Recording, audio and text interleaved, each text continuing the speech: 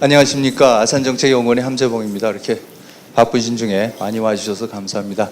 제가 그 원활한 진행을 위해서 양해해 주시면 영어로 진행하도록 하겠습니다. Ladies and gentlemen, welcome to the Asan Institute. This afternoon we have two very distinguished guests from the United States, Senators John McCain and Sheldon Whitehouse.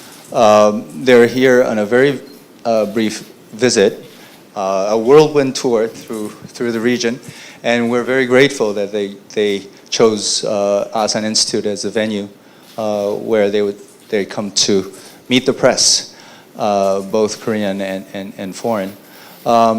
We have, just to let you know, Senators, we have among us, of course, the press corps, both domestic and foreign, but we also have what we call, I'll explain to you later, but this Asan Academy Young Fellows, a group of young fellows that we train. So we'll call them fellows. Yes, and they all go to the Washington, D.C. to work for think tanks. That has a male connotation to it. What do we do about it? I'll call them fellows and they'll understand. Afterwards. But so what we'd like to do is ask the senators to each to open with a brief statement, and then we'll go straight to Q&A session. So why don't we start with Senator Thank McCain. you, and we would, if some of the fellows have questions, we'd be glad to respond to them as well, because we view them as the future leaders. And so we also, Senator Whitehouse and I would also like to interface with them. I'm Senator John McCain of Arizona, and it's a pleasure to return here to Korea. I'm joined by my friend and colleague, Senator Sheldon Whitehouse of Rhode Island. By the way, Senator Whitehouse's father and uncle were members of the diplomatic corps in this part of the world, so he is very familiar with the region. We've had excellent meetings today with President Park and top members of our national security team, senior members of the National Assembly, and with North Korean activists. I'd like to make a few brief points, and then we'd be happy to take your questions. First, it fills us with pride, and I know it does the Korean people as well, to see this remarkable progress of our alliance as we celebrate the 60th anniversary this year. The transformation of this country that has occurred in just one lifetime is nothing short of a miracle, and all Americans are proud of the historic role that we in our alliance have played in supporting Korea's astounding progress. Second, because of our success as allies, it is not only Korea that is becoming a global actor. Our alliance is becoming a global alliance focused on what we can do together to promote security, prosperity, and our shared democratic values, not only on the Korean Peninsula, but across Asia and the world. This is the highest form of success we can aspire to, and we're reaching it together. Third, I want to be very clear that the United States' commitment to the security and defense of the Republic of Korea, including through U.S. extended deterrence, remains the unshakable foundation of our alliance. That is a commitment on which Democrats and Republicans And the U.S. government and the U.S. Congress, all of us stand firmly together. Nothing will ever change this. Fourth, we will continue to maintain there should be no rewards for empty rhetoric from North Korea. Until the North Korean regime shows meaningful steps towards denuclearization, there should be no relaxation of pressure and no resumption of six-party negotiations. Finally, let me say a few words about history. As you know, the United States does not take a position on the ultimate sovereignty of competing territorial claims, but we do know a little bit about confronting the past and moving on. The Vietnam War was a painful chapter in American history. It divided our nation, and Americans and Vietnamese came to see each other as enemies. I served in that war, and I spent a fair amount of time as the guest of the Vietnamese in Hanoi. But one of my proudest achievements is the work I did in the Senate with our current Secretary of State, John Kerry, in facing and coming to terms with the legacy of the Vietnam War, especially the sensitive issue of accounting for American prisoners of war in Vietnam. Then, together with President Bill Clinton, we worked through the extremely difficult process of normalizing U.S.-Vietnamese relations. Confronting the more painful aspects of our past is never easy, but it is possible, it is vital, and it is liberating. It allows nations to build new ties of friendship with old adversaries and move forward. This is a point that the United States has stressed to our Japanese allies. We know how much Korea has suffered the horrors of war, and we know it feels like every day brings the sad news of the passing of another Korean veteran or victim of the Second World War, including Korean women who suffered the most unspeakable atrocities. We honor this dignified generation of Koreans, as we know you do.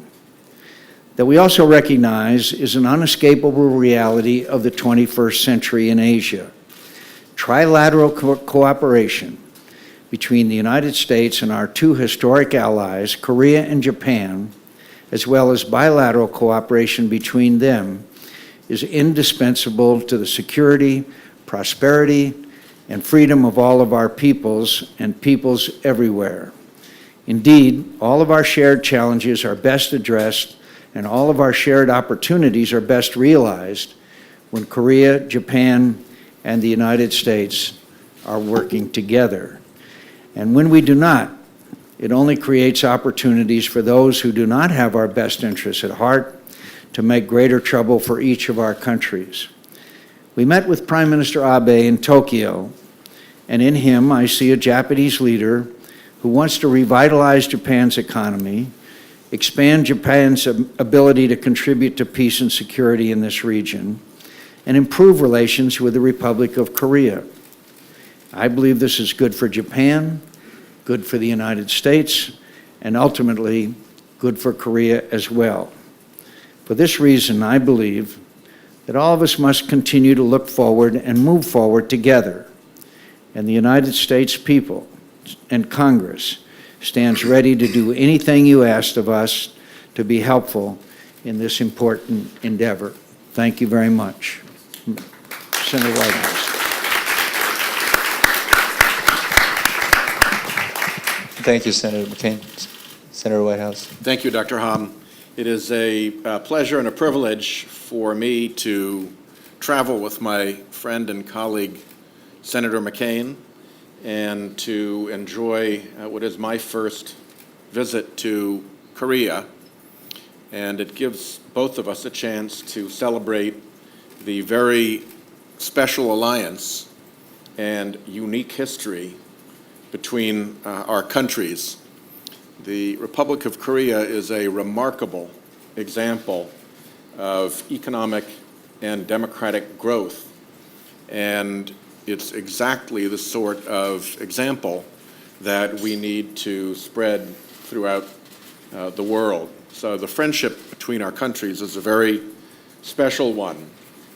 It is clouded by a common threat, one of the most dangerous threats the world faces right now from a nuclear-armed and untested North Korean leadership. But working together, we can address that issue, and we are both here to pledge the very strong commitment of the United States government, which has now lasted for more than 6 decades, to the continued friendship and success that both of our countries enjoy. So thank you very much for coming to hear from us, and thank you for your hospitality, Dr. Ham.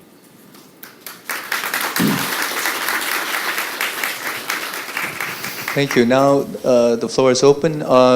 그 한국 기자님들께는 저희 그 동시 통역이 제공이 되니까 한국말로 질문을 하셔도 됩니다. So 기자, reporters, 기자분께 예, 마이크로폰. 맥케인 의원님께 질문드리겠습니다.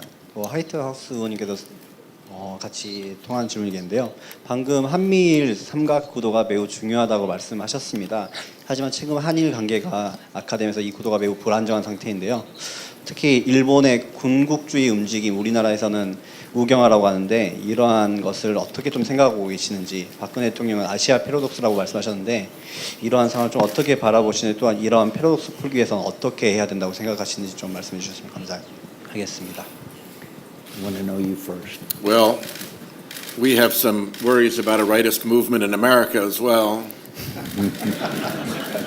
You're looking to your right as you say that.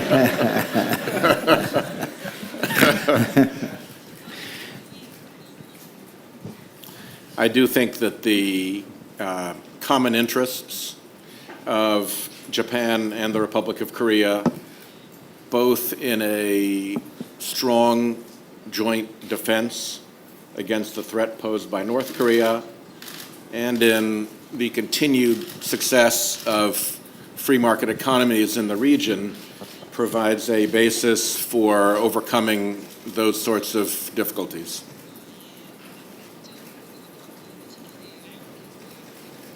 The only thing I would add to that is Republic of Korea and Japan are democracies. And in democracies, sometimes things are said by people in a free society that are offensive. That certainly happens quite often in the United States of America. In North Korea, nobody says anything that's offensive. So I believe that we have a very strong and popular president here in the Republic of Korea. We have a very strong and popular prime minister in Japan, and both of them will be in power for a period of time.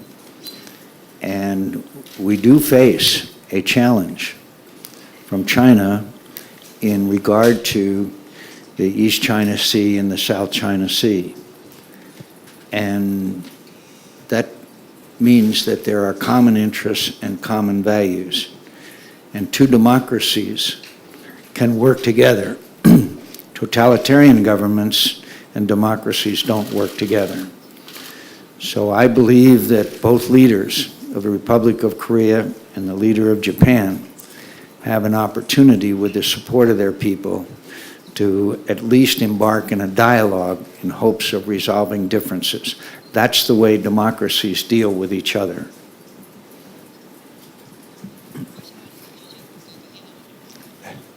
다른 기자. 그리고 질문하실 때 소속을 좀 밝혀주시기 바랍니다.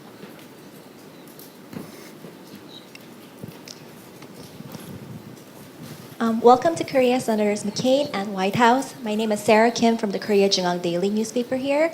And I have a two-part question. My first one is, I am aware that you both met with North Korean activists and experts here, and as well as spoke with President Park Geun-hye. If it's possible, can you maybe relay a little bit about what sort of background you got from these people, and also a sort of message you conveyed to President Park? And I'll ask the second question maybe I did not afterwards. get the question. What kind of background information you got through the meeting. What kind of experience or what kind of information you gathered from your meetings with the North Korean activists, and also if you spoke regarding this to President Park Geun-hye. From the activists, what struck me was the confidence they had that the present mode of governance in the North was not sustainable, that it was doomed to failure, and that the access to North Korean people of cell phones and of computers, CDs, DVDs, free information that is coming in from outside will continue to raise the expectations of the people in North Korea and continue discontent with the often miserable conditions in which they're forced to live. It was a very, I think, touching thing for both of us, I think probably particularly Senator McCain, to hear about the difficulty of the conditions. One of the defectors had served as a prison guard, and because of an unguarded comment by a member of his family, he had gone from being a prison guard to being a prisoner very suddenly. And so he had seen the abuse in the North Korean prisons from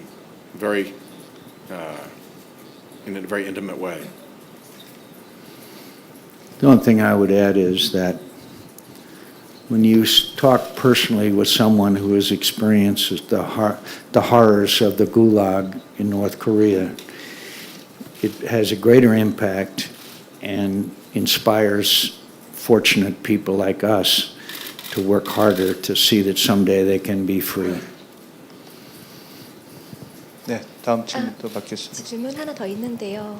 혹시 추가로 할 수 있을까요? Follow up Yes. very quickly. I just have a second question. As you mentioned, Senator McCain, the trilateral relationship between the United States and its allies, Korea and Japan, is very important. However, there is concern on the Korean side because of the Japanese government's move towards trying to amend its constitution, post-war constitution. And I have heard reports that you are in support of this amendment, and I just wanted to ask if what you consider Korea's and other countries' kind of concern regarding this. Well, first of all, I don't believe that there's going to be, and I may be wrong, but I don't believe that there's going to be a formal amending of the Constitution. I think that there's going to be an interpretation that is in keeping with international law. For example, right now a strict interpretation of the Japanese Constitution does not allow them to engage in search and rescue activities. Well, that's not logical. So I also believe that if there is any change in interpretation, it will be considered in the Diet. It will be considered by the Japanese people, and it will be scrutinized by the world. And so it will be a process that will be open and transparent. Japan is a sovereign nation, and I think that you could make an argument that conditions in the world are very different than they were when the Constitution of Japan was first enacted. All set. Once again, if you could identify yourself before you ask the question, that would be great. Thanks. Gentleman in the back.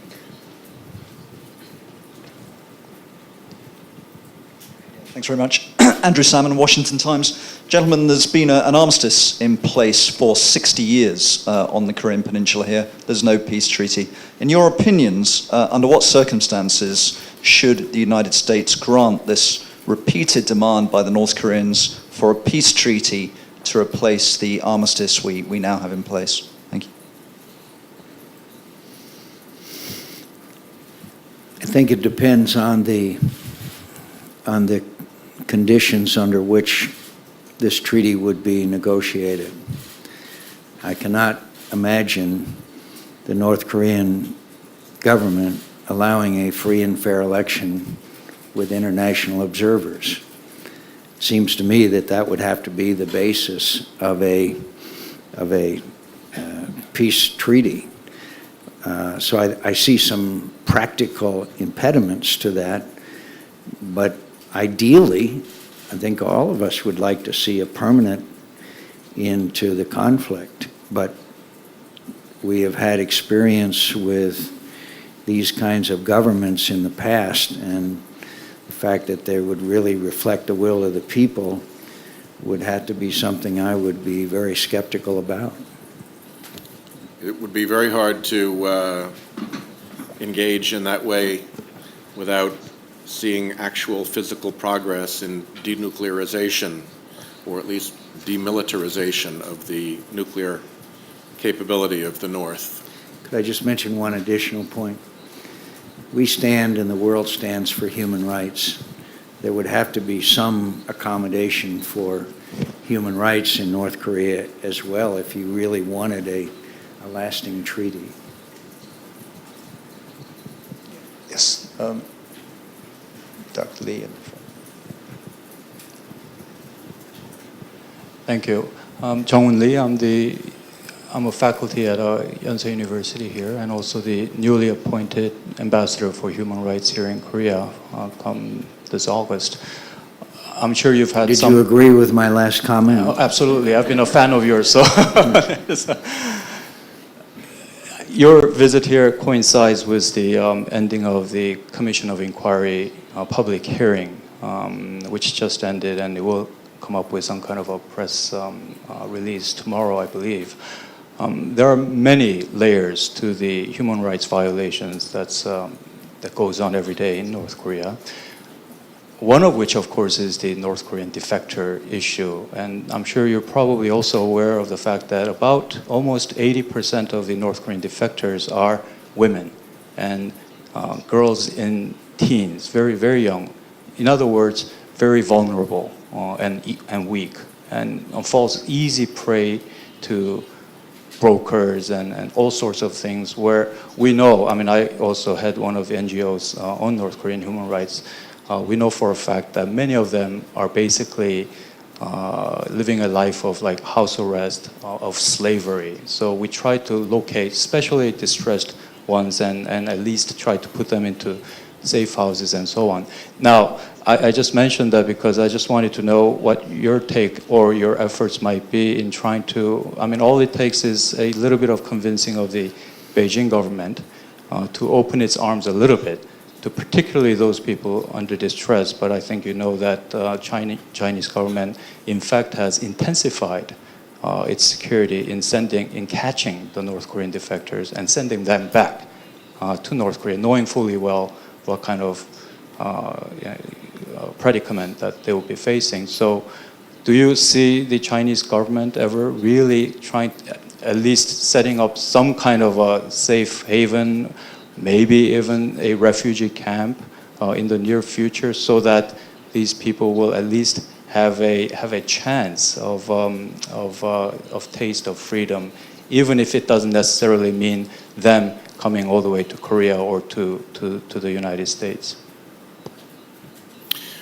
One of the activists with whom we met today was a woman who is engaged in supporting women defectors. And as you mentioned, she pointed out that 75% of the defectors are women. The reason that she indicated to me was that because the men have to report for work regularly, it's harder for them to make the escape initially, and so women have more freedom to seek freedom. But it does raise a lot of issues about the protection of those women once they do leave. I don't have any information specifically on the Chinese reaction to that. All I can tell you is that we've heard from a wide variety of sources here during our visit that the recent misbehavior by the North Korean government has prompted what people believe to be a lasting change in the relationship between China and North Korea. that their level of sponsorship of North Korean activities is reduced, and reduced in a way that is likely to continue. And I think that's a good sign. The more that China can back away from having the North Korean government be its client state, the better off everybody will be. But I can't answer more specifically about the Chinese treatment of transit and defector women. Only point I would add is that more and more around the world, human trafficking is becoming an issue of greater visibility and greater concern. There is broad accord that the issue of human trafficking is an international one, and the best way to try to stop a lot of it is first through exposure and then legal efforts to punish those who are guilty. I believe that the Chinese government should be embarrassed that when a woman or man is able to escape the gulag and then is apprehended and sent back to at least what is certain torture, if not death, then we should be highlighting that aspect of Chinese policy. Next question here.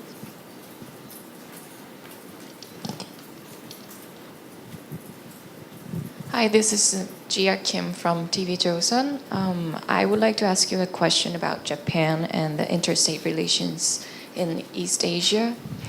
Prime Minister Shinzo Abe is taking bold steps this year, and many high-level Japanese officials visited Yasukuni Shrine. And he also sent a ritual offering to the shrine at his own expense. And South Korea also had long-term strained relationship over the dispute on Dokdo Island, along with other historical issues, such as the issue of comfort women. And do you agree with the idea that Japan is bringing tension to the East Asia region? And what will be the United States status about this? What's the United States?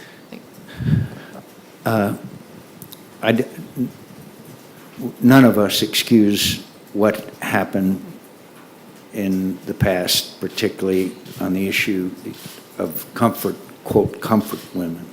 Just outrageous and atrocious. And whatever needs to be done to help ease the pain of that memory, obviously we support. But as I said in my remarks, and I will continue to say, that sometimes we have to resolve these issues and move forward.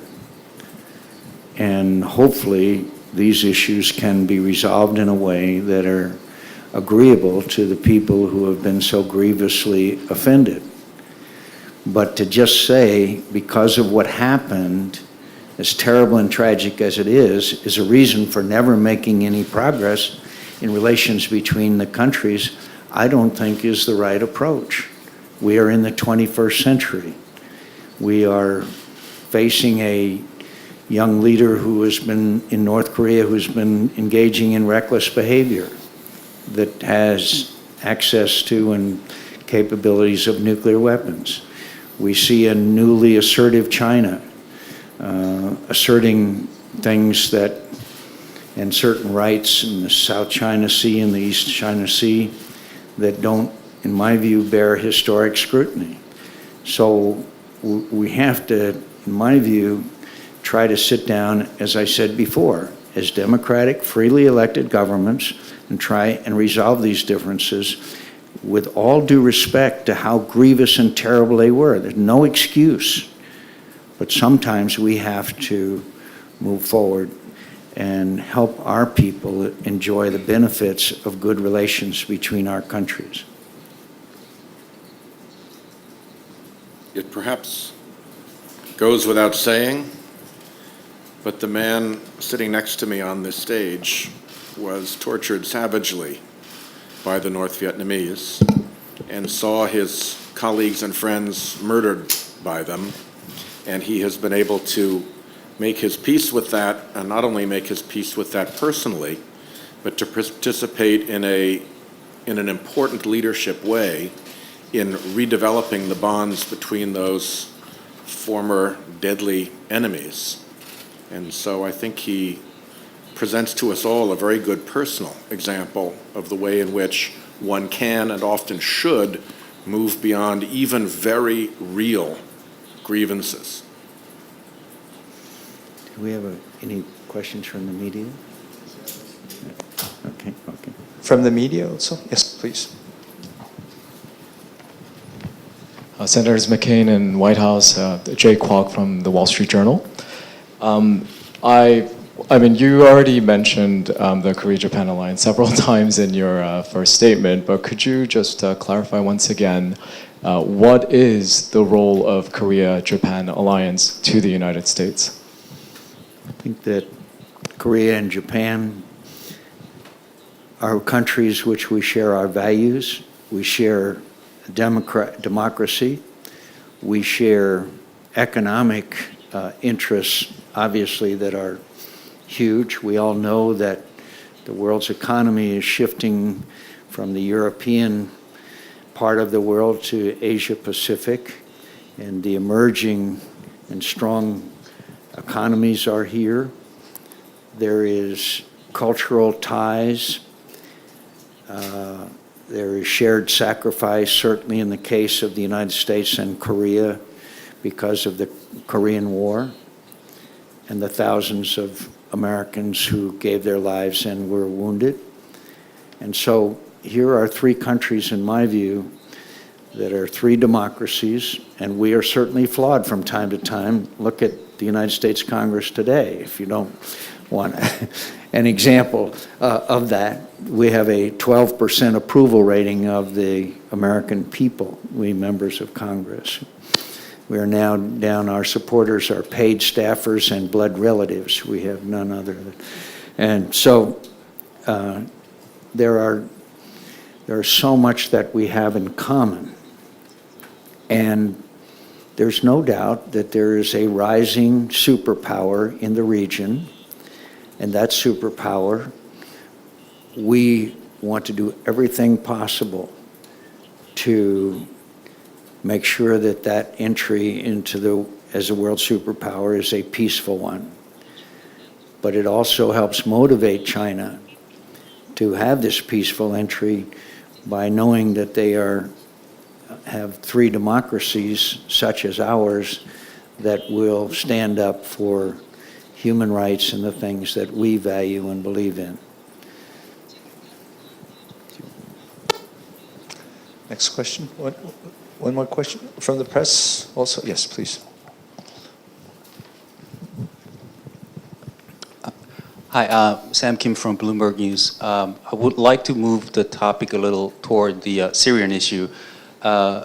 Senator McCain, you have called for a limited military response on Syria, and the UN investigation has probably begun looking into the site of the chemical weapons attack by now. How optimistic or skeptic are you of this investigation that is underway right now? Do you think that's going to reveal much that will result in any sort of dialogue between Syria and the opposition forces? What's your prospect of things that will come? First of all, I am totally convinced that, again, not for the first time, remember, not for the first time, Bashar Assad has used chemical weapons. Anyone who saw the video on television, those bodies of women and children stacked up without a sign of violence is certainly, we don't need UN corroboration, but it'd be nice to have it. But it's hard for me to believe that Bashar Assad is going to allow the UN to investigate something that he's done, which will then be harmful to him. So I do not believe that at a thorough and complete investigation will be allowed by the Syrian government. And again, I'd like to reemphasize, the President of the United States over a year ago said that if Bashar Assad used chemical weapons, it crosses a red line. We know for sure that he's used them at least once. Now here's the second time. Horrific, horrific.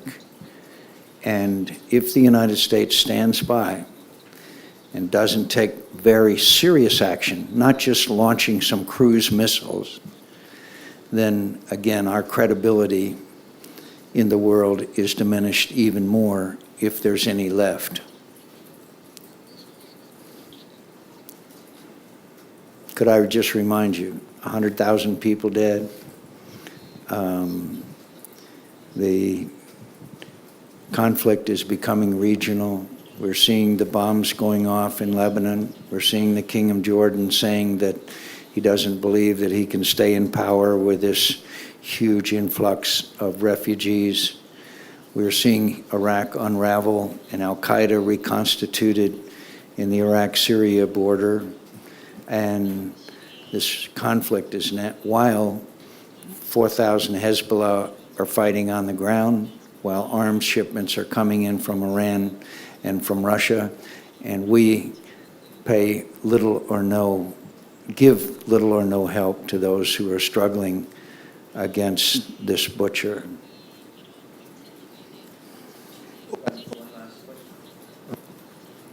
Maybe from the And by the way, could I just finally say again, what should the United States do?